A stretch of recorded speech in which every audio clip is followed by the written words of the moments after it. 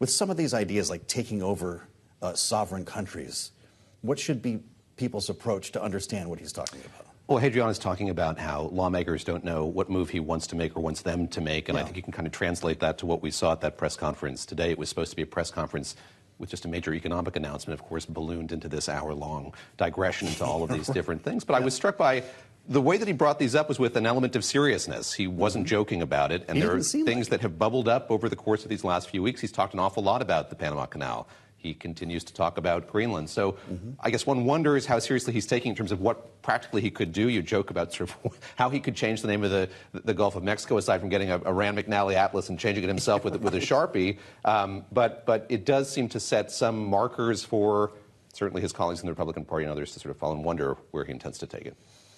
There's a thing called promises kept when we cover campaigns here. We're kind of in this weird zone between campaign promises and actual governing. As he gets closer to the White House, do these ideas begin to soften? Is this the opening salvo in a negotiation, as we always hear? It's an opening salvo, and I'm not saying anything novel here, but he is able to speak and ramble and expound on all of this without really any kind of compliment from the current president in the White House. It seems like he's taking up a lot of oxygen and being able to advance a lot of these ideas. So they take on weight and import as a result of that. There's nothing really coming up against them. And so you're right, here we are 13 days out. He's going to be the president.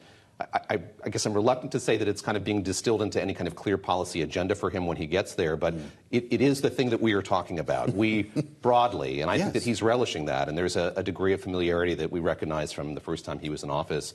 He's able to set and scuttle the agenda as he wants, and here we are again. Drive the news cycle that seems to thrive on this style of communicating. As I mentioned, David Gura, you're here in part to help us cover the funeral of Jimmy Carter. You're going to co-anchor our special coverage.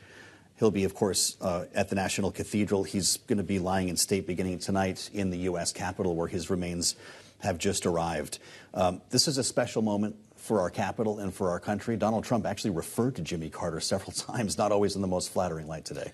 There is this odd historical resonance, so we're joking about the Panama Canal, but this was a signal achievement of the Carter presidency. That's true. He was able to broker this treaty with Panama, that by 1999 it would be handed over officially to Panama, and the U.S. could continue to use it in perpetuity. So it is eerie in a way that it's coming up in this fashion at this moment in time. I was thinking, too, just about Carter's legacy and what he was able to do. I mean, he was very proud of the fact that when he was governor and president of the United States, he did a lot to streamline government in both the state of Georgia and the United States as well. So I'm not drawing a direct analogy to Doge and the work that Elon Musk and Vivek Ramaswamy are doing now, but he did bring corporate leaders to the governor's mansion in Georgia, tasked them with, over the course of his governorship, making the government of Georgia much smaller and work more effectively. He did that when he was in the White House as well. So there is an element of historical resonance there, but as you say, this is such a special moment. It's rare that you get a funeral like this in the United States, and I echo what you say completely. This city, this country does it very well. There's a lot of pomp and circumstance and tradition here that's very hard to look away from.